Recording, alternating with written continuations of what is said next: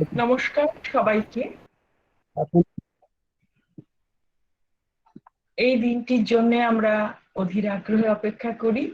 শনিবারের এই সন্ধেবেলায় এই যে আধ্যাত্মিকতাকে কেন্দ্র করে আমরা সবাই একত্রিত হই, এর জন্য শুধু আমি নই, আমরা সব ভক্তরাই অধীর আগ্রহে অপেক্ষা করি।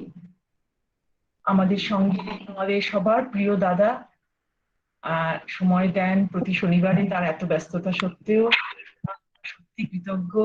তার মূল্যবান কথা আমরা আজকাল রেকর্ডিংও করে রাখতে সক্ষম হচ্ছি, ভবিষ্যতে সেগুলো আমরা আবার যাতে শুনতে পারি।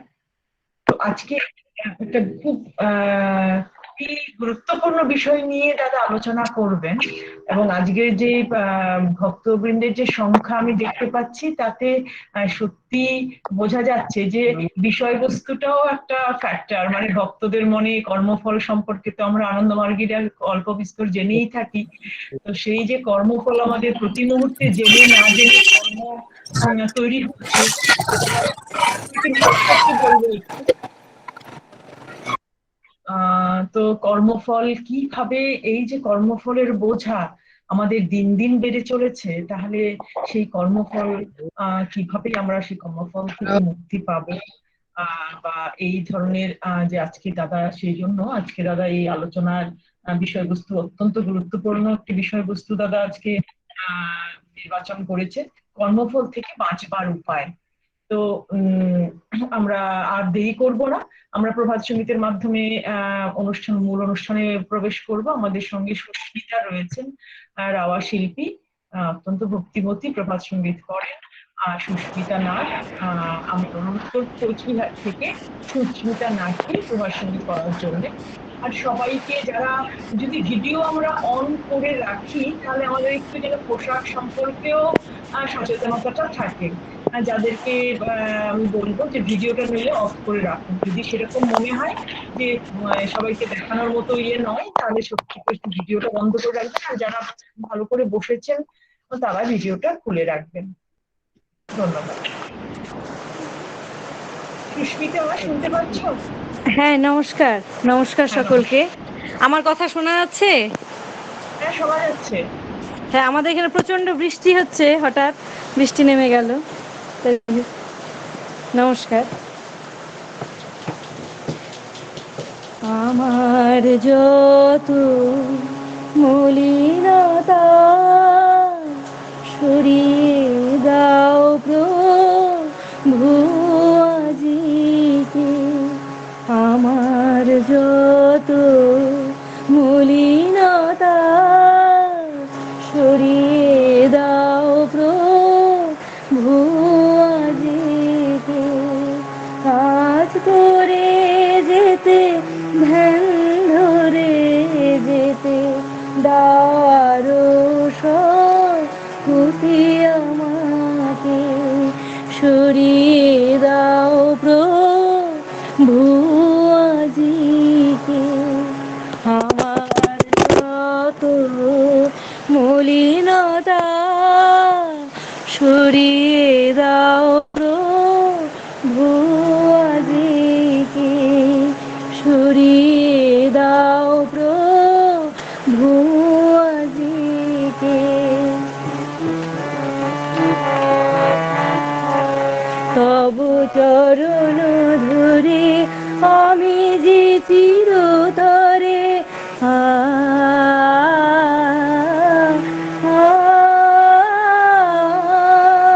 তবু চরণ ধরে আমি যে চিরতরে, তব কাজে মোরে লাগাও ভালো করে, তব চরণ ধরে আমি যে চিরতরে, তব কাজে মোরে লাগাও ভালো করে, তোমার যন্ত্র করিয়া নাও মোরে, তোমার যন্ত্র করিয়া নাও মোরে, লাগাও সব কাজে, ছড়িয়ে দিকে দিকে, ছড়িয়ে দাও প্রভু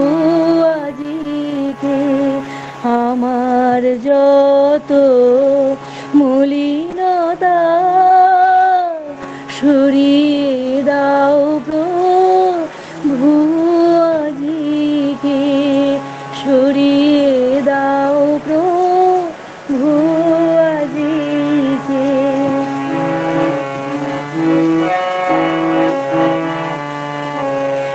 ধরায় আসিয়াছি কাজ করে যেতে, আ আ ধরায় আসিয়াছি কাজ করে যেতে, তব আদেশ প্রতি পালন করিতে। ধরায় আসিয়াছি কাজ করে যেতে, তব আদেশ প্রতি পালন করিতে। তোমার ইচ্ছাকে রূপে এনে দিতে, তোমার ইচ্ছাকে রূপে এনে দিতে। দাও মোরে বরা ভয় প্রতিপলকে, দাও মোরে বরা ভয় প্রতিপলকে। সরিয়ে দাও প্রভু আজিকে, আমার যত মলিনতা সরিয়ে দাও প্রভু আজিকে। কাজ করে যেতে, ধ্যান ধরে যেতে, কাজ করে যেতে, ধ্যান ধরে যেতে। দাও আরো শক্তি আমাকে, সরিয়ে দাও প্রভু আজিকে। আমার যত মলিনতা সরিয়ে দাও প্রভু আজিকে, সরিয়ে দাও প্রভু আজিকে। নমস্কার।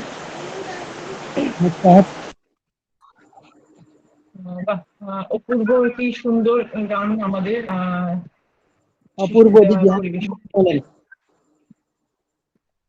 আমরা এই গানের মধ্য দিয়ে মূল অনুষ্ঠানে প্রবেশ করছি।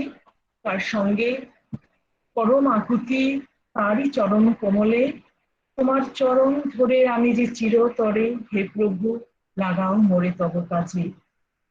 এই চরম আকুতি নিয়ে এবং তার প্রতি কাজে তার বড় ভয়কে আমরা আশীর্বাদ নিয়ে আমরা যেন এই জীবন পথে এগিয়ে যেতে পারি। আর সঙ্গে আমাদের দাদার এই যে নির্দেশনা, এই যে বাক্য তিনি আমাদের প্রতি সপ্তাহে স্মরণ করিয়ে দেন আমাদের কিভাবে চলতে হবে, মার্গী হিসাবে, প্রকৃত আনন্দ মার্গী হিসাবে আমাদের কিভাবে থাকতে হবে। আমরা আজকে দাদার কাছ থেকে শুনবো থেকে বাঁচার উপায়। দাদাকে স্বাগত জানাচ্ছি। দাদা আপনি শুরু করুন, আনমিউট করুন, শুরু করুন।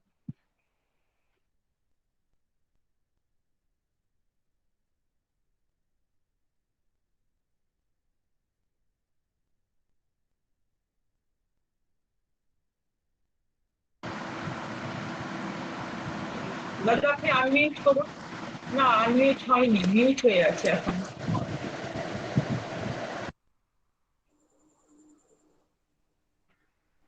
ঠিক আছে এবার? হ্যালো, হ্যাঁ এখন ঠিক আছে দাদা, ঠিক আছে দাদা, শোনা যাচ্ছে। নমস্কার দাদা। নমস্কার সবাইকে। বাবা কি জয়, বিশ্বপিতা বাবা কি জয়, আমাদের প্রিয় বাবা কি জয়। সবাইকে আমার আন্তরিক নমস্কার। নমস্কার। নমস্কার দাদা। সবাই ভালো থাকুন। নমস্কার। আজকের আলোচ্য বিষয় কর্মফল থেকে বাঁচবার উপায়। নমস্কার দাদা। নমস্কার। তো নমস্কার দাদা। এটা একটা খুবই গুরুত্বপূর্ণ বিষয়। বাবা এরপর অনেক কিছু বলেছেন। তো এই কর্মফল থেকে বাঁচবার উপায় তার আগে আমাকে জানতে হবে কর্মবিজ্ঞান সম্বন্ধে, কর্ম কি করে হয়, কর্ম কে করে, মূল কর্মের কর্তৃত্ব কার উপর রয়েছে। আমাদের শরীরটা তো শরীর, মন, আত্মা, এই তিনের কি বলে সমবায়ে আমাদের অস্তিত্ব। বাবা সেখানে বলছেন যে আনন্দ সূত্রে বলা হয়েছে যে শিব ও সত্তাত্মকম ব্রহ্ম। নমস্কার। নমস্কার। শিব ও শক্তির নমস্কার। সামবায়িক নাম হলো ব্রহ্ম। তো আবার এই শিব শক্তিকে দর্শন শাস্ত্রে বলা হয় পুরুষ প্রকৃতি। তো পুরুষ বলা হচ্ছে আত্মাকে, পুরে সেতে য সপুরুষ, পুর মানে এই শরীর রূপী পুরেতে যিনি আশ্রয় নিয়ে আছেন, যিনি আশ্রয় করে রয়েছেন, যে আত্মা, তাকেই বলা হয় পুরুষ। তো এই সবাই একটু আত্মাকে পুরুষ মিউট বলা করেন হয়। দাদা, সবাই একটু মিউট করেন। তো এই যে আত্মা আমরা দেখি যে মনো করতি কর্মাণি, বা বলেছেন বলা আছে মনই কাজ করে। তাহলে আত্মার কি ভূমিকা? আত্মা যখন কাজই করে না তাহলে তার কি ভূমিকা রয়েছে? আবার শাস্ত্রে বলা হয়েছে পুরুষ অকর্তা ফল সাক্ষী ভূতা। পুরুষ অকর্তা, কিন্তু সমস্ত কর্মের সাক্ষিত্ব সেই পুরুষে বা সেই আত্মায় বিধৃত রয়েছে। তার অস্তিত্ব ছাড়া, তার এই সাক্ষী সত্তা ছাড়া বা তার এই সাক্ষিত্ব ছাড়া কোনো কাজ করা সম্ভব নয়। বাবা একটু উদাহরণ দিচ্ছেন। মনে করুন চোখ, অপটিক্যাল নার্ভ রয়েছে, চোখ রয়েছে, আলো রয়েছে, তবুও চোখ কিছুই দেখবে না যদি আত্মার সাক্ষিত্ব না থাকে। কানও কিছুই শুনবে না, ভোকাল করও কোনো কাজ করবে না যদি তার পিছনে আত্মার উপস্থিতি না থাকে, আত্মার সহযোগ না থাকে, তার সাক্ষিত্ব না থাকে। আমার একটা ডেমনস্ট্রেশন মনে পড়ছে। একবার বাবা বসে আছেন একটা ছোট্ট জাল দর্শনে,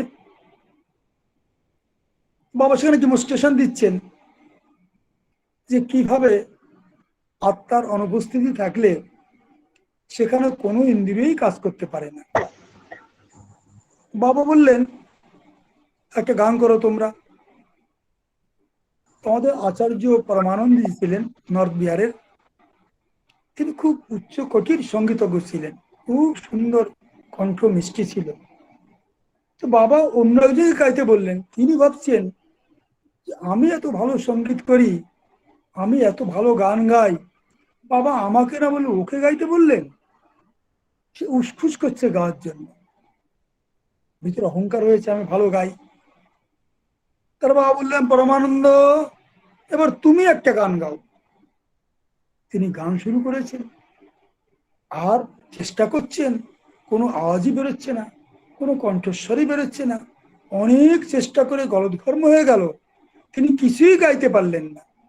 শেষ পর্যন্ত একদম সাষ্টাঙ্গ করে পড়ে গেলেন, বাবা আমার সমস্ত অহংকার আজ তুমি চূর্ণ করে দিলে, তোমার ইচ্ছা ছাড়া আমি যে কিছুই গাইতে পারি না, কিছুই করতে পারি না, আজ সেটা বুঝে গেলাম। বাবা সেদিন আরো একটা ডেমনস্ট্রেশন দিলেন।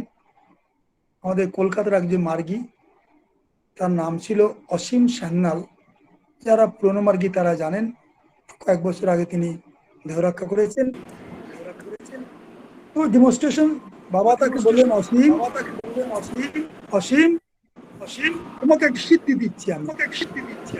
সিদ্ধি হচ্ছে কি না, তুমি যা বলবে সেটাই সত্য হবে এবং সেটাই লাগু হবে। আমি এখানে একটা লোককে বললেন, বাবা যে তুমি এক কাজ করো, তুমি কিছু বলতে থাকো, আর অসীম তার শক্তি প্রয়োগ করুক, তার সিদ্ধি প্রয়োগ করুক। তো তিনি কি বলবেন, বাবা বাবা বাবা বাবা বলছেন, আর অসীম বলছেন চুপ। যে মুহূর্তে চুপ বললেন, সে একদম সুইচ অফ হওয়ার মতো, তার মুখের পজিশন যেমন কি ছিল তেমন গিয়ে আটকে গেল, আর একটি শব্দ তার মুখ দিয়ে বেরোচ্ছে না। এইবার অসীম বললেন আবার শুরু করো, বললেন আবার শুরু করো। তখন আবার তিনি সেইখান থেকে বাবা বাবা বাবা বাবা শুরু করতেন। তো দেখা গেল এই যে বাবা বলে এই দুক্ষেত্রেই কি হয়েছে না, বাক ইন্দ্রিয় থেকে, যে ভোকাল কর্ড থেকে আত্মার যে উপস্থিতি তাকে সরিয়ে নেওয়া হয়েছে। যে মুহূর্তে আত্মার উপস্থিতি সরে গেল, তার সাক্ষিত্ব আর থাকলো না, তিনি আর সাক্ষী স্বরূপ বা তার যে অস্তিত্ব থেকে থাকলো না, সেই মুহূর্তে কোনো ইন্দ্রিয়, তার যতই ক্ষমতা থাকুক, সমস্ত ইন্দ্রিয়ের কাজ করার ক্ষমতা সিজ হয়ে গেল। বাবা ডেমনস্ট্রেশন দিয়ে দেখিয়ে দিলেন। এটা হলো একটা, যে আত্মার উপস্থিতি না থাকলে কোনো কাজ হয় না, মনেরও কর্মশক্তি হারিয়ে যায়। বাবা অন্যভাবে বললেন, এবার মনে করো আত্মার উপস্থিতি আছে, আত্মার সাক্ষিত্ব রয়েছে, কিন্তু মন কাজ করা বন্ধ করে দিয়েছে কোনো কারণে হোক, ইন্দ্রিয় কাজ করা বন্ধ করে দিয়েছে। তাহলে সেক্ষেত্রে আত্মার উপস্থিত থাকা সত্ত্বেও মন ইন্দ্রিয় কাজ করা বন্ধ করে দিলে মানুষকে মৃতপ্রায় হয়ে যাবে। ডাক্তার বলে দেবে হ্যাঁ সে মারা গেছে, কিন্তু আসলে সে মরেনি, সে কিন্তু মনটা নিষ্ক্রিয় আছে, মাইন্ডটা সাসপেন্ডেড হয়ে আছে। আর যেহেতু মাইন্ডটা সাসপেন্ডেড হয়ে আছে, মনটা নিষ্ক্রিয় আছে, এতে আত্মার কোনো স্ফুরণ নেই, আত্মার কোনো অভিব্যক্তি নেই। তো সে অবস্থায় হয় কি, ডাক্তার অনেক সময় বলে যে মারা গেছে, এবং মানুষ তাকে পুড়িয়ে দেয় নিয়ে, এবং বা তাকে কবরে পুঁতে দেয়, কবরে শুয়ে দেয়।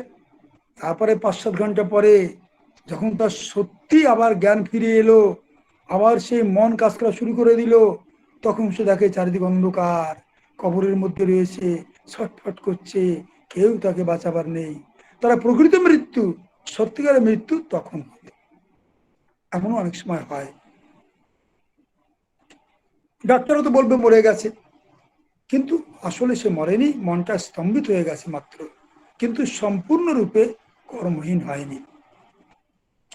এই যে নিষ্কর্ম মন বা মন কাজ করছে না, ইন্দ্রিয় কাজ করছে না, তখন আত্মার কি ভূমিকা থাকে সেখানে? আত্মাও দেখছে যে মন নিষ্ক্রিয় হয়ে আছে, আত্মার কাজ তো দেখা, সাক্ষী সত্তা। যেমন বাবা একটু উদাহরণ দিলেন, যেমন একটা স্টেজে পারফরমেন্স হচ্ছে বিভিন্ন, সেখানে আলোকবর্তিকা রয়েছে, কি বলে, সার্চ লাইট রয়েছে। সেই আলোকবর্তিকা আছে, সার্চ লাইটটা রয়েছে বলেই তার আলোতে সবাই দর্শকরা সবকিছু দেখতে পাচ্ছে। তো এইবার সেই আলোকবর্তিকা, সেই আলোতে কি হয়েছে, কোনো অভিনেতা এলো, সে কিছু বক্তব্য রেখে চলে গেল। কোনো নর্তকী এলো, সে কিছু নেচে চলে গেল। কোনো গায়কই এলো, কি গায়কের স্ত্রীলিঙ্গ কি হবে, স্ত্রীলিঙ্গ কি হবে, গায়কই না গায়িকা? বা বলেছেন গায়িকাটা ভুল, গায়িকাটা ভুল, তো হবে গায়কী। যেমন সেবিকাটা ভুল, হবে সেবকা, সেবকের স্ত্রীলিঙ্গে। এই যে স্টেজে এসে সে নর্তকী হোক বা গায়কী হোক, তারা যে বিভিন্ন পারফরমেন্স দিল, চলে গেল, তো হ্যাঁ সার্চলাইটটা দেখছে যে স্টেজে এলো, সে গাইলো, গেয়ে চলে গেল, নাচলো, নেচে চলে গেল। আবার যখন কেউ নেই, খালি স্টেজ পড়ে আছে, তখন সে দেখছে স্টেজটা খালি পড়ে আছে, কেউ নেই, তো সেই শূন্যটাকেই সে দেখছে। এভাবে মানুষের মন যখন স্তম্ভিত হয়ে যায়, ঠিক একইভাবে আবার যখন দেহাতীত হয়ে যায়, শরীর ছেড়ে দেয়, তখন সে একই অবস্থা, নিষ্ক্রিয় হয়ে যায় মন। সেখানে সে আত্মাটা দেখছে কি না, মনটা নিষ্ক্রিয় হয়ে গেছে, সে আর কিছু কাজ করার ক্ষমতা নেই, সে কিছু বলতেও পারছে না, ভাবতেও পারছে না, করতেও পারছে না, স্মরণ রাখতেও পারছে না, কোনো কাজই করতে পারছে না। এটা হলো কি, আর যখন শরীর ছেড়ে দিয়েছে, যখন তার মৃত্যু হয়ে গেছে, তখন বিদেহী মনের এই অবস্থা। পঞ্চভৌতিক শরীর তো পঞ্চভূতি মিলে গেছে, তো বিদেহী মনটার, তারও সাক্ষী সত্তা কিন্তু আত্মা রয়ে গেছে, কিন্তু সে তার নিষ্ক্রিয় অবস্থা, তার নিষ্কর্ম অবস্থা, আত্মা দেখছে, যা আছে তাই দেখছে আত্মা। এবার দেখা যাক একটা জীবিত মানুষের ক্ষেত্রে কি হয়। সেখানেও আত্মা সবকিছু দেখে যাচ্ছে, আত্মা দেখছে, সে জীবিত অবস্থায় মানুষটা কি করছে, কি ভাবছে, কি তার চিন্তা, মনটা কি কাজ করছে, কিভাবে কাজ করছে, কি স্মরণ করছে, আর কি কথা বলছে, কিভাবে ভাবছে, আমি লুকিয়ে লুকিয়ে এই কথাটা ভাবছি, কেউ শুনছে না, সব কিন্তু আত্মায় রেকর্ডেড হয়ে যাচ্ছে। সে ভাবছে বসে বসে যে আমি এইখানে গায়ে ছাই মেখে বসে থাকবো, আর চোখ বন্ধ করে বসে থাকবো, ধ্যানে বসে থাকবো, লোকে আসবে ভাববে বড় যোগী, আর আমাকে বড় বড় টাকা আমাকে উপহার দিয়ে, আমাকে গিফট দিয়ে তারা চলে যাবে। কিন্তু যদি কোনো পণ্ডিত আসে, তাহলে শিষ্যদের বাড়িয়ে দেবো, বলবে আজ আমার মৌনব্রত, আজ আমি কথা বলবো না। এই যে বাবা বলছেন, এই যে সাধুটা বসে ভাবছে মনে মনে যে আমি এইভাবে লোককে প্রতারিত করব, এইভাবে টাকা কালেকশন করব, এইভাবে মৌন হয়ে সাজবো, তাহলে কোনো ফ্যাসাদ থাকবে না, কোনো কথা বলতে হবে না, এ সব আত্মায় রেকর্ড হয়ে যাচ্ছে, সবকিছু সাক্ষী সত্তা আত্মা থেকে যাচ্ছে। আমার মনে পড়ে জামালপুরে একবার, 50-এর দশকের কথা, বাবা প্রতিদিন আশ্রমে যেতেন। তো সে জামালপুর শহরে একবার হঠাৎ একজন বড় মাপের কালী ভক্ত এলেন। সে কালী ভক্ত, তিনি প্ল্যান করলেন বসে মনে মনে যে আমার পায়ে যে বড় বড় নখগুলো রয়েছে, এই নখের মধ্যে আমি যদি স্যাকারিন ঢুকিয়ে দিই, আর তারপরে আমার যে চরণামৃতটা তৈরি হবে, ওই স্যাকারিনটা জলে মিশে গিয়ে চরণামৃত দারুণ মিষ্টি হবে, তাহলে চারিদিকে একদম শোরগোল পড়ে যাবে, আরে বিশাল সিদ্ধ পুরুষ, কালী ভক্ত, সিদ্ধ যোগী, এর চরণামৃত দারুণ মিষ্টি, আর ভক্তদের ভিড় হবে, আর আমার ইনকামটাও ভালোই হবে। এইভাবে সত্যি সেভাবে করলো, চরণামৃত ধুলো, লোকে খেয়ে দেখে যে দারুণ মিষ্টি চরণামৃত, আরে তো অদ্ভুত অদ্ভুত অদ্ভুত, চারদিকে সাড়া পড়ে গেল, ভক্তদের ভিড় লেগে গেল।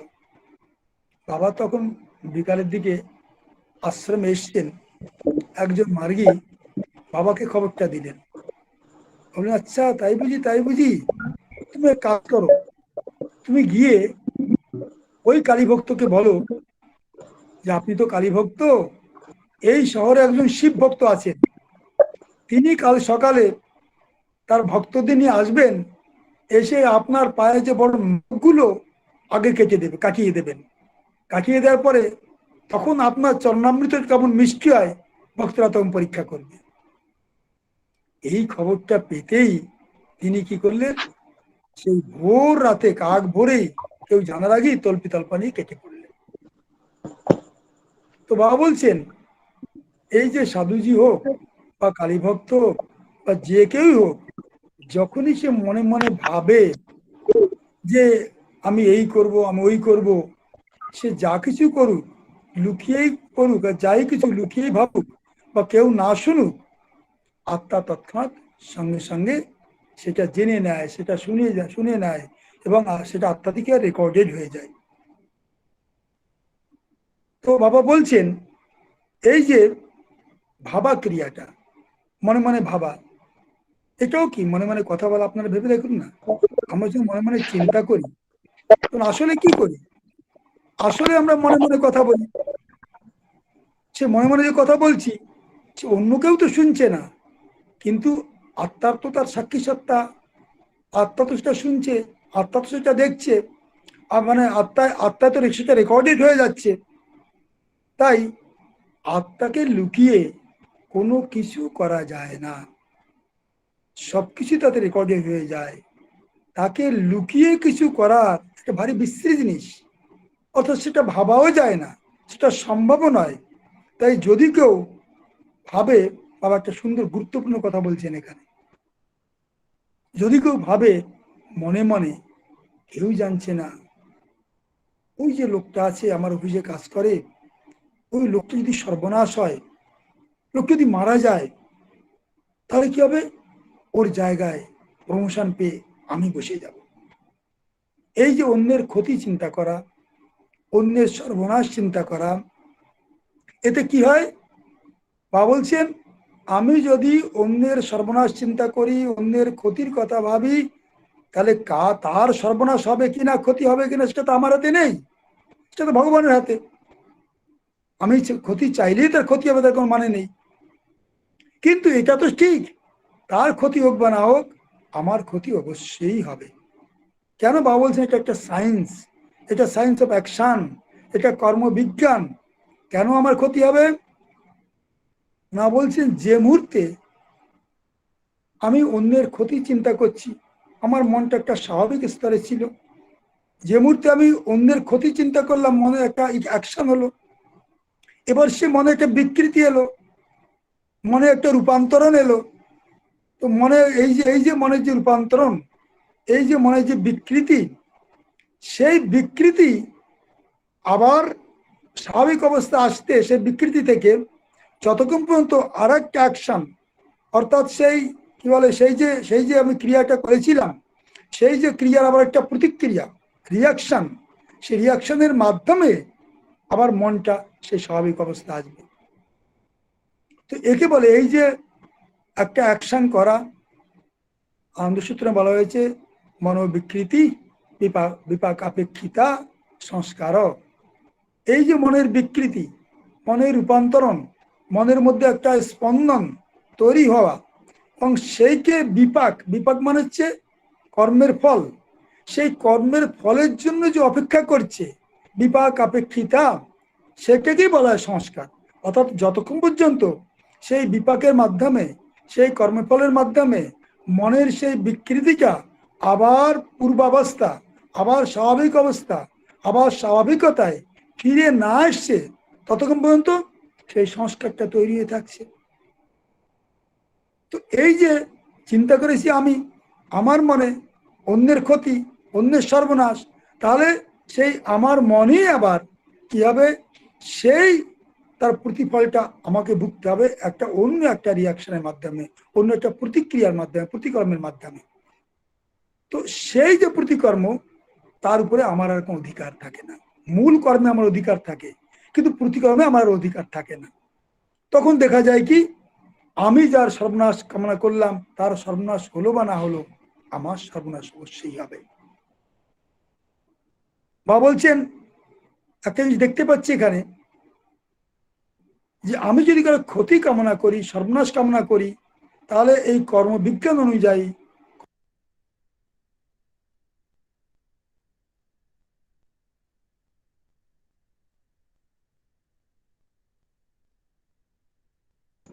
দাদা মিউট হয়ে গেছে, মিউট মিউট মিউট হয়ে গেছে দাদা, অন্যের ক্ষতি কামনা করলে মিউট হয়ে গেছে।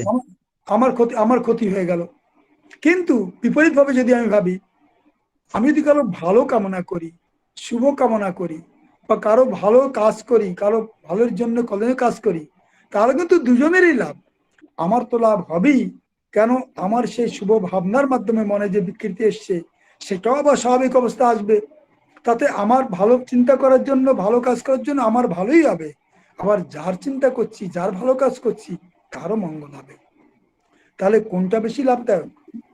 অন্যের অহিত, অন্যের সর্বনাশ, অন্যের ক্ষতি চিন্তা করে তা লাভদায়ক, না অন্যের মঙ্গল করা বা অন্যের কল্যাণ করা সেকে লাভদায়ক? আমরা ভুল করে কি করি, অন্যের ক্ষতি করে চিন্তা করি, এবং তাতে কি হয়, পরের জন্য যে গর্ত করে, সেই গর্তে সে নিজেই পড়ে। সাধক রামপ্রসাদ কি বলেছেন, কোষকারো নয় গো শ্যামা, আমি সখাত শরীরে ডুবে মরিবা। কারো দোষ নয়, আমারই কি বলে খোড়া গর্তে, আমারই খোড়া সে কি যে সে শরীরে আমি সেখানে ডুবে মরছি। বাবা এখানে বলছেন যে মানুষ কি করে, সৎকৃত কর্মের প্রতি কর্মের ফলস্বরূপ সে ক্ষতিগ্রস্ত হয়, তার সর্বনাশ হয়, তার ক্ষতি হয়। তখন সে বলে, হে নারায়ণ, আমি তো কোনো পাপ করিনি, আমার তবে কেন এমন কি হলো হে নারায়ণ, বলে মানুষ কান্নাকাটি করে। কিন্তু বাবা বলছেন, তুমি যখন অন্যের ক্ষতি চিন্তা করেছিলে, অন্যের ক্ষতির কথা ভেবেছিলে, সর্বনাশ ভেবেছিলে, এবং অন্যের ক্ষতি করার চেষ্টা করেছিলে, তখন তো তুমি একবার বলনি, হে নারায়ণ, আমি কিন্তু অন্যের ক্ষতি করছি, অন্যের ক্ষতি করার চেষ্টা করছি। আর যখন তার বিপাক শুরু হয়েছে, তার কর্মফল শুরু হয়েছে, যখন তার ফল তুমি ভোগ করছো, তখন তোমার নাকি কান্না, তোমার মরা কান্না, তোমার মায়া কান্না, এর কোনো মূল্য নেই। নারায়ণ কিছুই শুনবে না সেখানে। As you sow, so you reap. যেমন তুমি কর্ম করেছো তার প্রতিকর্ম তোমাকে ভুগতে হবে। এই জন্যে বাবা কি করেছেন, বাবা আমাদের কাউকে অভিশাপ দেবার ক্ষমতা দেননি, কারো ক্ষতি কারো অমঙ্গল চিন্তা করার কথা বলেননি বা চিন্তা করার অনুমতিও দেননি, কিন্তু কি দিয়েছেন, কাউকে আশীর্বাদ করার অনুমতি দিয়েছেন, সে ক্ষমতাও দিয়েছেন। আশীর্বাদ কাউকে করলে, কারো হিত কামনা করলে কিভাবে সেটা ফলপ্রসূ হবে বাবা তাও বলেছেন, তাও শিখিয়েছেন, কিন্তু অমঙ্গল করা ক্ষতি করা শেখাননি। বাবা একদিন বলছিলেন, বৃথা না যাই মুনি ঋষি বাণী। যারা সাধক, যারা ভক্ত, যারা দুবেলা সাধনা করে, যারা যম নিয়ম মানে, যারা 16 পয়েন্ট মানে, এবং যারা সবসময় মানুষের কল্যাণের কথা ভাবে, তাদের বাকসিদ্ধি হয়। তারা মানুষের মঙ্গল কামনা করলে সেটা ফলপ্রসূ হবে, মানুষের কল্যাণ হবে, মঙ্গল হবে। তাই বাবা আমাদের সেইটি শিখেছেন, কারো ক্ষতি করা, কারো ক্ষতি চিন্তা করা, এটা আমাদের আদর্শ বিরোধী কাজ। যে করবে তার নিজেরই ক্ষতি হবে। যাই হোক, এভাবে আমরা দেখতে পাচ্ছি যে এই যে মানুষের অহিত চিন্তা করতে নেই, অমঙ্গল চিন্তা করতে নেই, করলে তাহলে তার ফল নিজেকেই ভুগতে হবে এবং নিজের উপর দিয়েই তার সেই ফলের সেটা ফলপ্রসূ হবে এবং আমারই তাতে ক্ষতি হবে। এবার বাবা একটা বলছেন, এই যে সায়েন্স অফ এই যে রিয়াকশন, অর্থাৎ কর্মফল যে মানুষ ভোগ করে, কিভাবে ভোগ করে বাবা সেটা বলছেন। সে কর্মফলটা কিভাবে ভোগ করে মানুষ, না বাবা একটু উদাহরণ দিচ্ছেন। যে দেখেছেন ছেলেরা মার্বেল খেলে, মার্বেলটা যখন ছোড়ে আঙুল দিয়ে, আঙুলটা একটু পিছনে টেনে নিয়ে এসে তারপর মার্বেলটা ছোড়ে, তাহলে মার্বেলটা কি হয়, অনেকটা দূরে চলে যায়, খুব জোরে আঙুল থেকে বেরিয়ে যায়। তো এই যে যখন মার্বেলটা ছুড়লো, ছোড়ার পরে আবার সে আঙুলটাকে তো স্বাভাবিক অবস্থায় নিয়ে আসতে হবে, স্বাভাবিক অবস্থায় এসে যায়। তো কিভাবে এসে যায়, না স্নায়ুতন্তু ও স্নায়ুকোষের মাধ্যমে। আঙুলের মধ্যে যে স্নায়ুকোষ রয়েছে, স্নায়ুতন্তু রয়েছে, নার্ভ সেল রয়েছে, তার ফাইবার রয়েছে, তাদের মাধ্যমে কি হয়, আঙুলটা আবার স্বাভাবিক অবস্থায় এসে যায়। এবার একটা উদাহরণ দিলেন বাবা। এবার বাবা বলছেন, ঠিক একইভাবে যখন কোনো চিন্তা করি, কোনো খারাপ কাজ করি বা ভালো কাজ করি, যাই করি না কেন, সে অবস্থায় মনে একটা শিহরণ জাগে, একটা মনে একটা পরিবর্তন আসে, মনে একটা বিশেষ রূপ পরিগ্রহ করে, এবং সেই যে বিশেষ রূপ পরিগ্রহ করলো বা সেই যে মনে বিকৃতি এলো, সেই যে মনে শিহরণ জাগলো, সেটাকে তো আবার স্বাভাবিক অবস্থায় ফিরে আসতে হবে, এটা নিয়ম। সে অস্বাভাবিক অবস্থায় গিয়ে চিরকাল থাকবে না, তাকে আবার আজ হোক কাল হোক তাকে স্বাভাবিক অবস্থায় ফিরে আসতে হবে। এই ফিরে আসাটাও সাধিত হয় স্নায়ুকোষ এবং স্নায়ুতন্তুর মাধ্যমে। স্নায়ুকোষ এবং স্নায়ুতন্তু, নার্ভ সেল এবং নার্ভ ফাইবার, এদের সাহায্য ছাড়া মন আবার তার পূর্বাবস্থায়, তার স্বাভাবিক অবস্থায় ফিরে আসতে পারে না। জিনিসটা তাহলে বুঝলেন তো, যখন মানুষ বেঁচে আছে, জীবিত আছে, একজন জীবিত মানুষ, তখন সে তো ঠিক আছে, তার মনটা চিন্তার মাধ্যমে ও কাজের মাধ্যমে মনে বিকৃতি এলো, আবার সেই স্নায়ুকোষ স্নায়ুতন্তুর সাহায্যে আবার মনটা স্বাভাবিক অবস্থায় ফিরে এলো, এটা হতেই পারে, এটা হয়ে থাকে। কিন্তু মৃত্যুর পরে তখন কি হবে, তখন তো মনের সঙ্গে স্নায়ুকোষও নেই, স্নায়ুতন্তুও নেই, তখন তো তার ব্রেন সেলও নেই, তার মস্তিষ্কও নেই, ক্রিনিয়ামও নেই, কিচ্ছু নেই। তখন তো মন বিদেহী মন। তাহলে তখন তার পক্ষে আর যে বিকৃতিটা এসেছিল, যে শিহরণটা জেগেছিল মনে, যে পরিবর্তনটা এসেছিল, সেই পরিবর্তন থেকে আবার পূর্বাবস্থায় স্বাভাবিক অবস্থায় ফিরে আসার জন্য যে স্নায়ুকোষ স্নায়ুতন্ত্রের সহযোগিতা দরকার, সহযোগ দরকার, সেটা আর সে পাচ্ছে না, কেন স্নায়ুকোষও নেই, স্নায়ুতন্ত্র নেই। তাই মৃত্যুর পরে মনের আর কোনো কিছু করার ক্ষমতা থাকে না। অথচ জীবন্ত অবস্থায় যত সে মনে বিকৃতি এসছে, যত সেই মনে সেই কি বলে সেই প্রতিকর্মের সম্ভাবনা মনে সৃষ্টি হয়েছে, যে কর্মাশয় সৃষ্টি হয়েছে, যে সংস্কার তৈরি হয়েছে, তাকে তো স্বাভাবিক অবস্থা আসতেই হবে। To every action there is equal and opposite reaction. আজ হোক কাল হোক সেটাকে ফলটাকে ভোগ করতেই হবে, স্বাভাবিক অবস্থায় আসতেই হবে।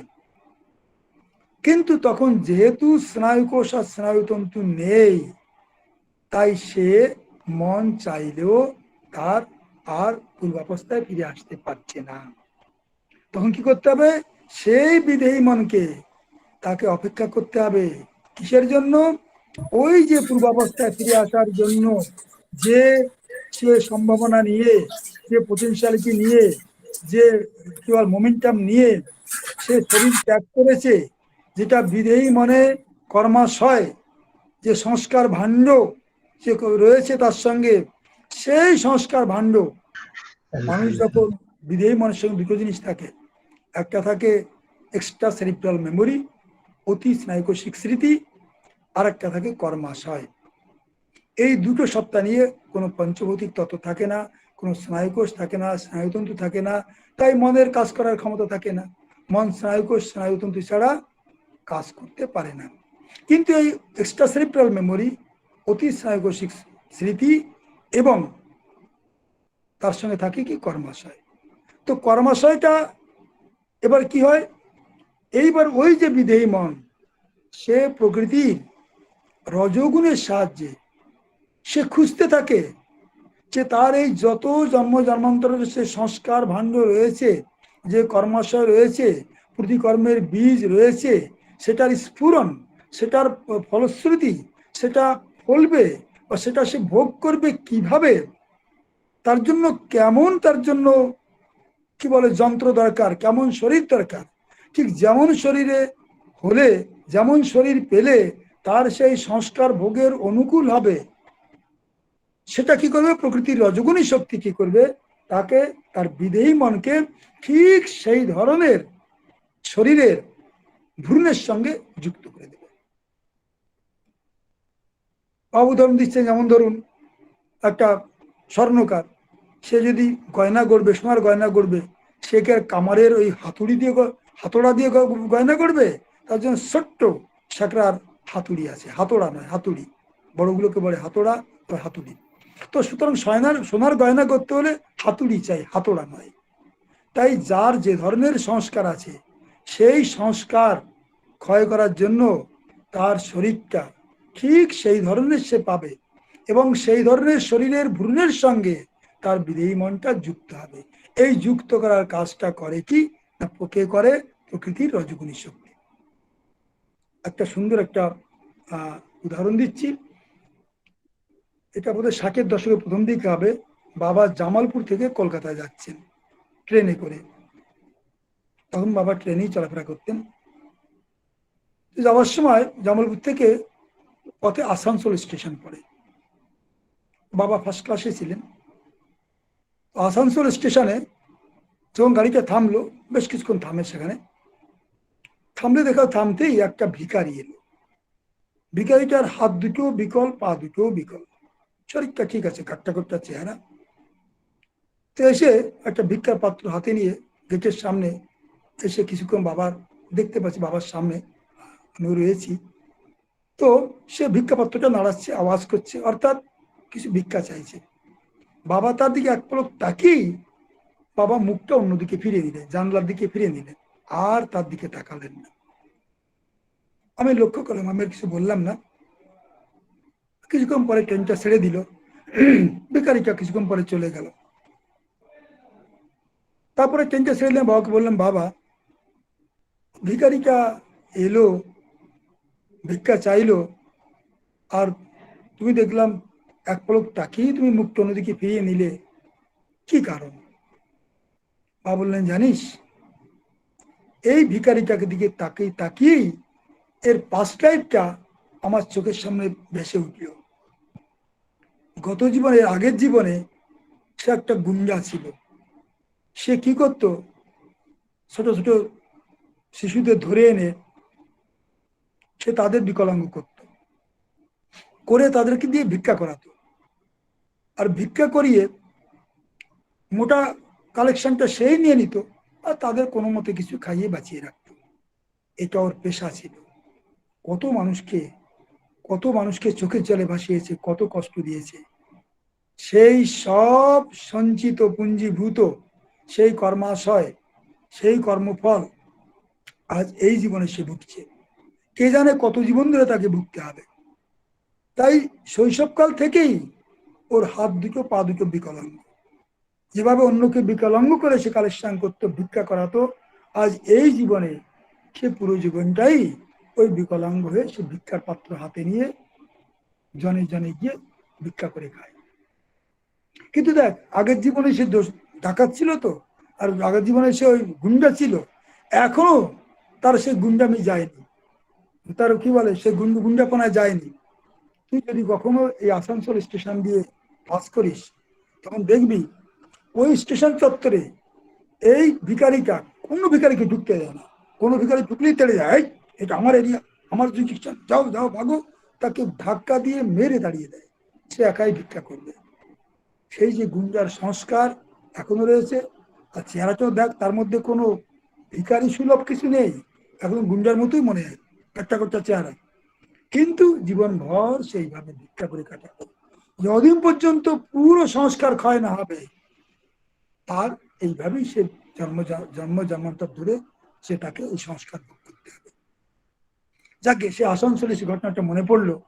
তো এই যে শরীরটা সে এরকম কেন পেল, যে ধরনের সে সংস্কার অর্জন করেছিল, সেই উপার্জিত সংস্কার ভোগ করার জন্য তার যেমন শরীর দরকার, প্রকৃতি তাকে তেমন শরীরই দিয়েছে। বাবা এখানে বলছেন যে যদি কেউ সবসময় ভাবে আমি অন্যের ক্ষতি করব, অন্যের সর্বনাশ করব, আর অন্যের মন্দ করব, আর তাই করতে থাকে, তখন সে মৃত্যুর পরে কি শরীর পাবে? শুয়োরের শরীর পাবে, কুকুরের শরীর পাবে। আর তাহলে কি হবে? শুয়োর আর কুকুরে যত ক্ষতি করে, যত কিছু করে, তোমার তো পাপ লাগবে না। কেন? কুকুর আর শুয়োরের পাপ লাগে না। জানোয়ারদের কোনো পাপ পুণ্য বলে কিছু নেই, তাদের তো বিবেকও নেই, উন্নত মনও নেই, ভালো মন্দ বিচারও নেই। তাই তাদের মধ্যে অন্যের ক্ষতি করলো, সর্বনাশ করলো, হয়তো ডান্ডা খাবে, মার খাবে, মেরে হাত পা ভেঙে দেবে, কিন্তু তাদের পাপ পুণ্য কিছু নেই, আর তাদের কি বলে সংস্কার অর্জনও কিছু নেই। তাই হ্যাঁ, পাপ যত কি করতে ক্ষতি করতে চাও, সর্বনাশ করতে চাও করো, শুয়োর হয়ে জন্মাও, কুকুর হয়ে জন্মাও, তারা তারা সেটাই করবে। আর যদি ভালো ভালো কাজ করবে, তাহলে ভালো শরীর পাবে, সেই অনুযায়ী সংস্কার অনুকূল শরীর পাবে। এইভাবেই চলতে থাকে তার জীবনধারা। আর প্রকৃতির রজগুণী শক্তি তাকে তার শরীরের সংস্কার ভোগের অনুকূল তার শরীর তাকে জুগিয়ে দেবে। সেই শরীরের মধ্যেই কি হবে? তার ভ্রূণকে প্রবেশ করিয়ে দেবে, এবং সেইভাবে তার সংস্কার ভোগ চলতে থাকবে। বা বলছেন এভাবে যে যদি কারো সংস্কারের অনুকূল শরীর যদি এই পৃথিবী গ্রহেও না পাওয়া যায়, প্রয়োজনে অন্য গ্রহান্তরেও তার শরীর ধারণ করতে পারে। আবার এই গ্রহ হতে পারে, এই গ্রহের ভিন্ন ভিন্ন মহাদেশ হতে পারে, আবার কোনো একই পরিবারেও জন্ম নিতে পারে। যদি তার সেই পরিবারে কারো প্রতি দারুণ অ্যাটাচমেন্ট থাকে, জোরদার অ্যাটাচমেন্ট থাকে, তাহলে হয়তো সেই পরিবারেও সে জন্ম নিতে পারে। আমরা যেমন পুরাণে পড়েছি ভরত মুনির কাহিনী, সিদ্ধ যোগী ছিলেন, একটা ছোট্ট হরিণ শাবককে তিনি পালন করেছিলেন। তারপরে দেখা গেল সে মৃত্যুর পরে, যখন মৃত্যুর সময় হরিণ শাবকটা কোথায় চলে যায় জঙ্গলে, তারপরে কোথায় গেল হরিণ শাবকের কথা ভাবতে ভাবতে ভাবতে তার মৃত্যু হলো। শেষে মৃত্যুর পরে হরিণ শাবক রূপেই তার জন্ম হলো। যার প্রতি মানুষের খুব অ্যাটাচমেন্ট থাকবে, ঘোর অ্যাটাচমেন্ট থাকবে, মনে সেই ভাবনাটাই ডমিনেট করবে, সেইকে প্রবলভাবে মনে সাড়া জাগাবে, মনে কি বলে মনে তার মধ্যে একটা নিয়ে আসবে, কি বলে তার মধ্যে একটা বিকৃতি নিয়ে আসবে, তাহলে সেইভাবেই সে সংস্কার ক্ষয়ের জন্য সেই রূপ নিয়ে এসে জন্ম নেবে। তাই বাবা বলছেন যে মানুষকে বুদ্ধিমানের কাজ করতে হবে, তাকে বুদ্ধিমান হতে হবে। কি না, এই যে সংস্কার, এই যে কর্মফলের চক্রে আবর্তিত হওয়া জন্মান্তর ধরে, এর থেকে বাঁচা কিভাবে যায়, সেই পথ মানুষকে খুঁজতে হবে।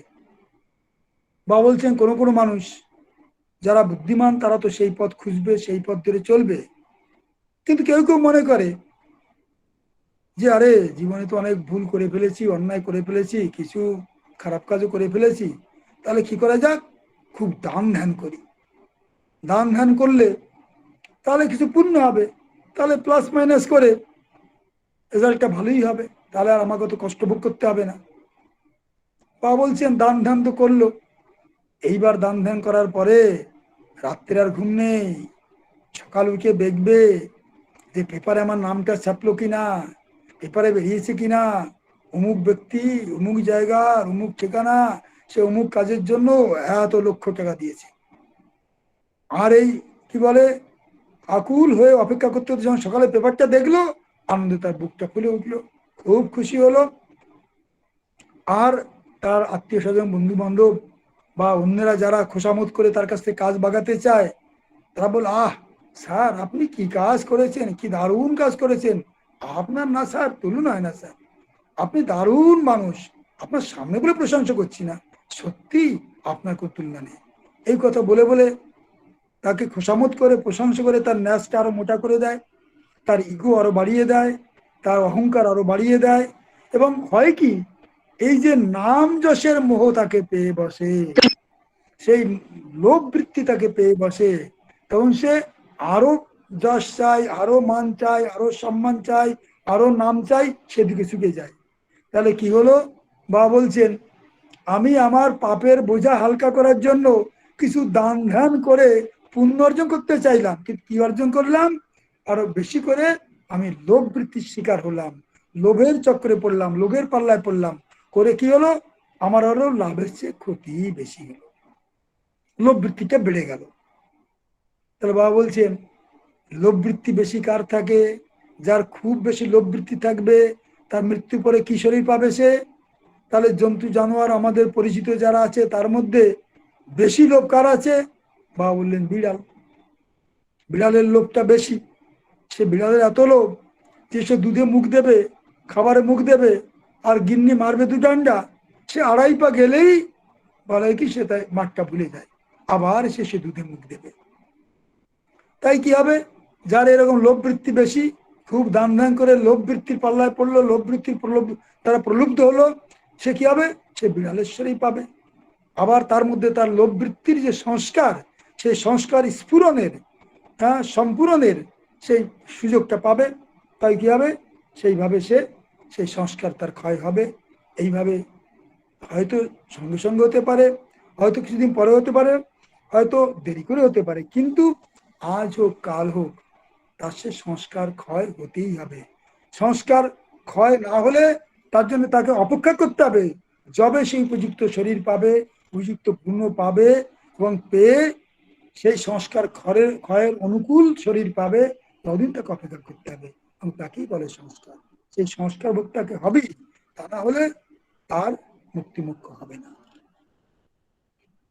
তো এভাবে আমরা দেখতে পাচ্ছি যে মানুষ তার সংস্কারের অনুকূল সে শরীর পায়, আর সে যে শরীর পায় সে দান ধ্যান করে সে বিড়ালের শরীর পেল, বিড়ালের মাধ্যমে তার সংস্কার ক্ষয় হলো, আত্মা সেটা দেখছে, হ্যাঁ সে দান ধ্যান করে বিড়ালের শরীর পেল, তার সংস্কার ক্ষয় হলো।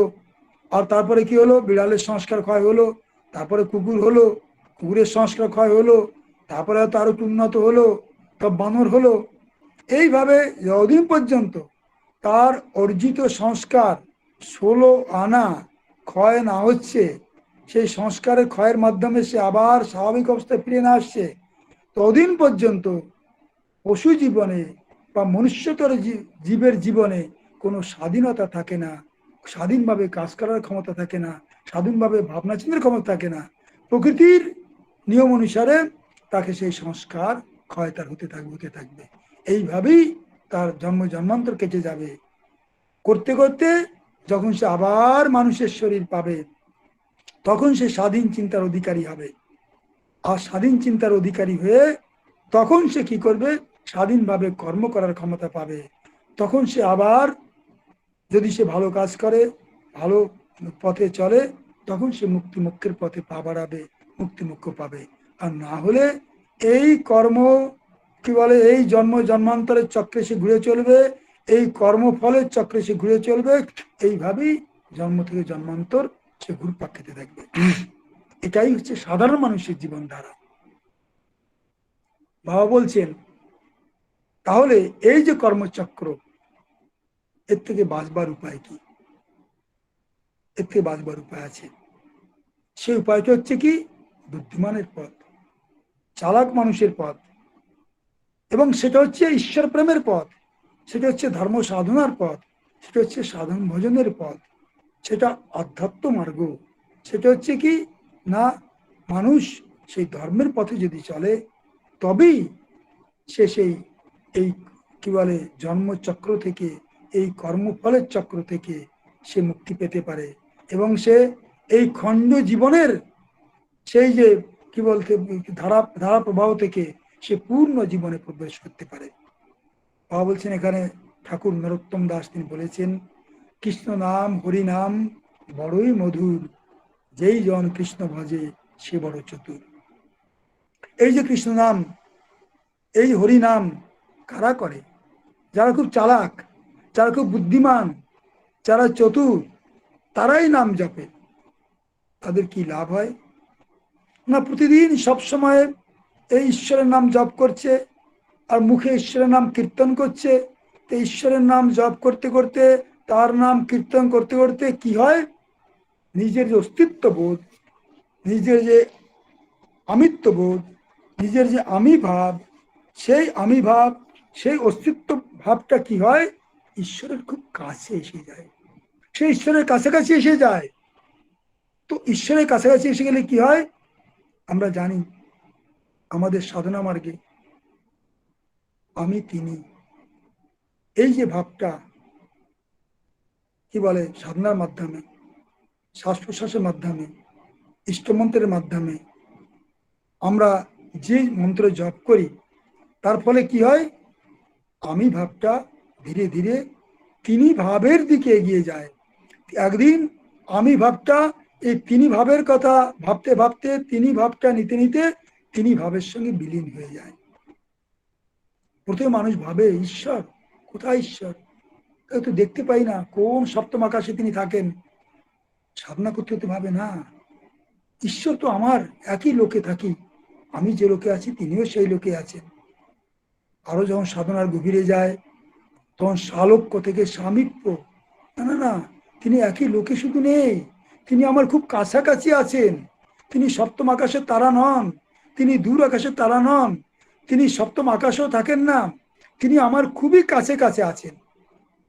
আরো যখন সাধনায় মনের ব্যাপ্তি হয় তখন সে ভাবে না, শুধু সামীপ্য নয়, তিনি সাযুজ্য, অর্থাৎ সাযুজ্য অবস্থা, অর্থাৎ তিনি আমার সঙ্গে শুয়ে আছেন, আমাকে স্পর্শ করে আছেন, আমার সঙ্গে আমাকে খুবই কাছাকাছি আছেন।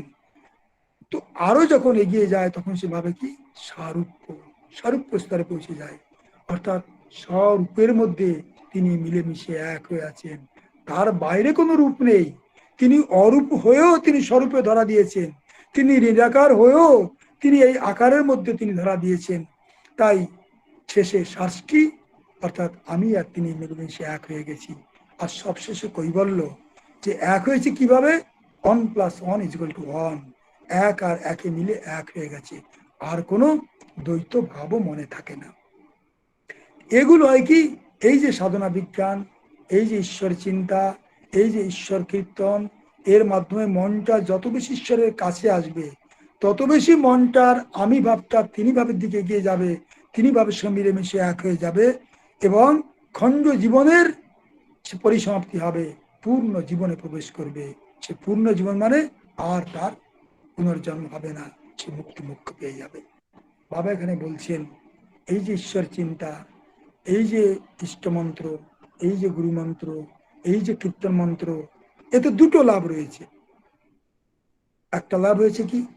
মনের ব্যাপ্তি হবে, মনের প্রসারতা আসবে, এবং আস্তে আস্তে কি হবে? তাতে মানুষ হীন কর্ম, নিজ কর্ম, সেসব থেকে মনটা বিরত হবে, মনটা বিরক্ত হবে। না না না, সি সি সি সি, যে আমি কি করছি, আমার পক্ষে এটা শোভা দেয় না।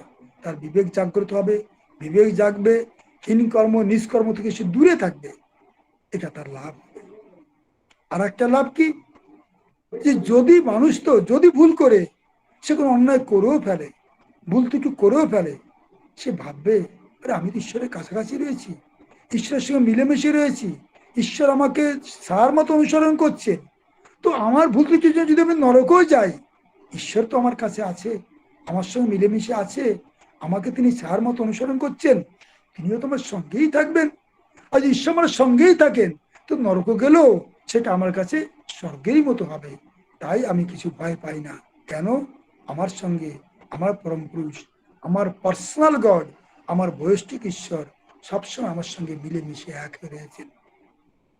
এইখানে সাধনার মাধ্যমে মানুষ যখন অগ্রসর হয়, তখন সে, বাবা বলেছেন, ঈশ্বর তত্ত্বকে ব্যাখ্যা করতে গিয়ে সাধারণ মানুষ ঈশ্বরকে যেভাবে জানে, সেই দূর আকাশের তারা, দার্শনিক ঈশ্বর, ইম্পার্সোনাল গড, নৈর্ব্যষ্টিক ঈশ্বর, অর্থাৎ সে কোথায় কেমন সে আমি জানি না, শুধু এইটুকু জানি তিনি বিচার করেন, ভালো মন্দের বিচার করেন, ভালো করলে ভালো, মন্দ করলে মন্দ, সে নিত্যি রোজনে বিচার করেন, আর সবাইকে তিনি তাকিয়ে তাকিয়ে দেখেন, এইটুকু।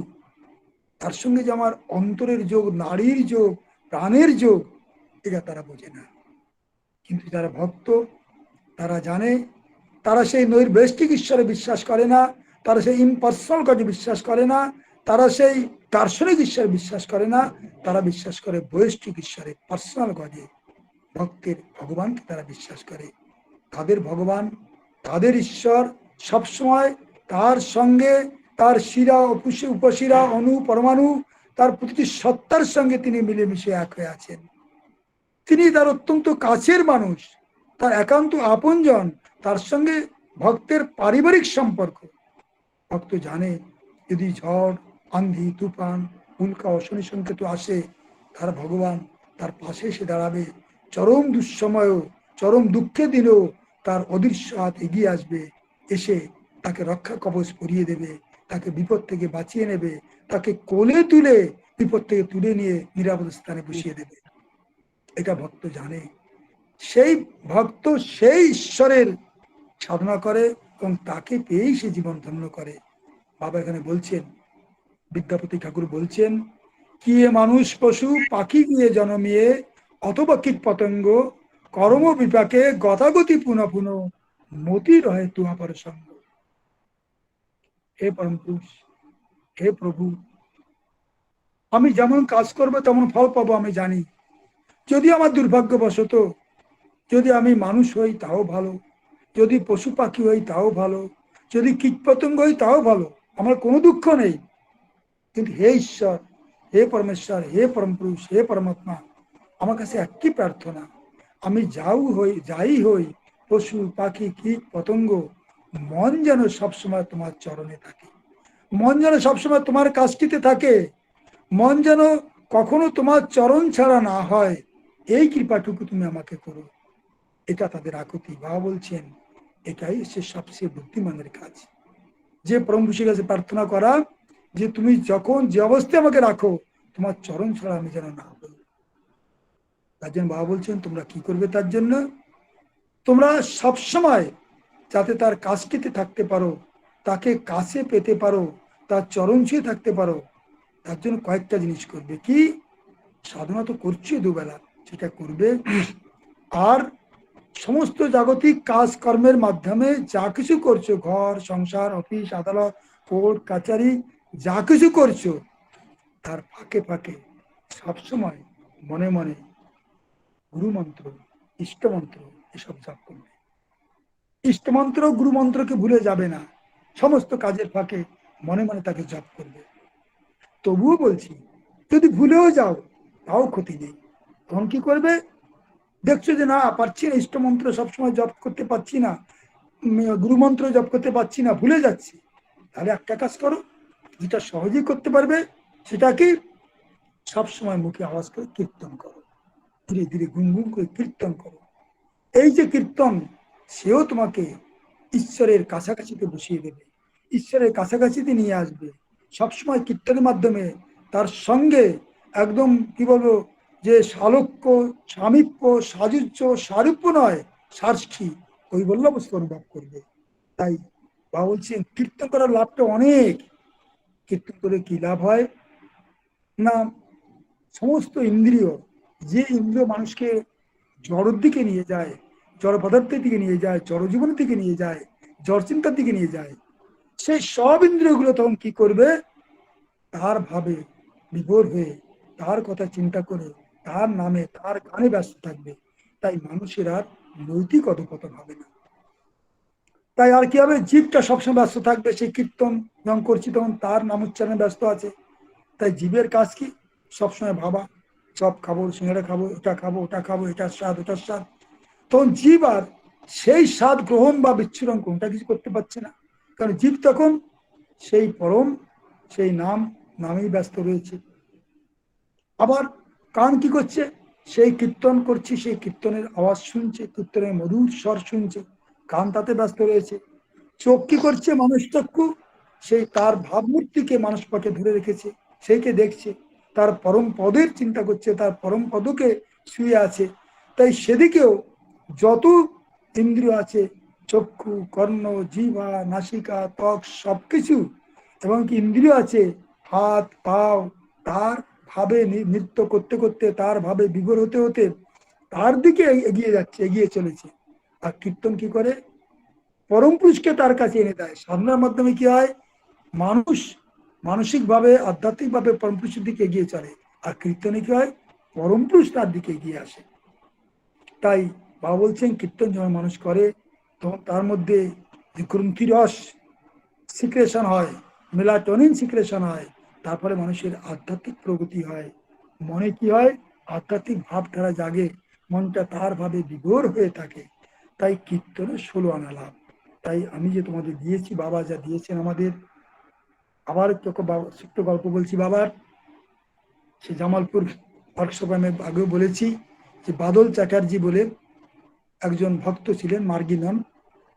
তার বিদায় সম্বর্ধনার সময় অফিসের সবাই তাকে অনেক কিছু প্রেজেন্ট করেন, তিনি সেগুলো গ্রহণ করেন, তারপরে সুন্দর চন্দনের মালা তাকে দেন। আরে এত সুন্দর চন্দনের মালা এই অফিসে, এই জামালপুর শহরে এটা একমাত্র প্রভাত দায়ী এর যোগ্য, অন্য কেউ পেতে পারে না। তিনি ছুটে গিয়ে বাবাকে মালাটা দিয়েছিলেন। বাবা মালাটা গ্রহণ করেছিলেন, করে বললেন, বাদল তুমি আমাকে মালাটা দিচ্ছ, মালাটা তো আমার। হ্যাঁ বাবা তোমার এটা, হ্যাঁ তখন তো প্রভাত দা, তো এটা তোমার, তো এই মালাটা আমি তোমাকেই দিলাম, তুমি এটা ঘরে সাদরে রেখে দিও, তোমার গ্লাস আলমিরার মধ্যে রেখে দিও, আর যখন কোনো কাজে যাবে এই মালাটাকে স্মরণ করে দিও। তিনি সেই মালাটাকে স্মরণ করে তিনি সশ্রদ্ধভাবে আলমিরাতে রাখলেন, সুন্দর নতুন কাপড়ে জড়িয়ে। যখনই তিনি কোথাও যেতেন মালাটাকে স্মরণ করে যেতেন, এবং সেই মালাটা স্মরণ করে যেতেন, কারান্তরে তিনি প্রভাতটাকেই স্মরণ করতেন, তাকেই তার কথা ভাবতেন। তো তার কি হলো, তিনি এখন বলেন, এখন তিনি বেঁচে নেই, যে দাদা এই মালাটা তো মালা নয়, এই প্রভাতটাই আমার, এই মালাটার রূপে আমার বাড়িতে তিনি প্রতিষ্ঠিত ছিলেন, এবং তার কথা আমি ভাবতাম, আমি জীবনে কোনো কাজে অসফল হইনি। তো প্রভাত এই বাদলদা তো তিনি ভাবতেন কি না, যখন কোনো কাজে বেরিয়ে তখন সে মালাটার কথা ভাবতেন।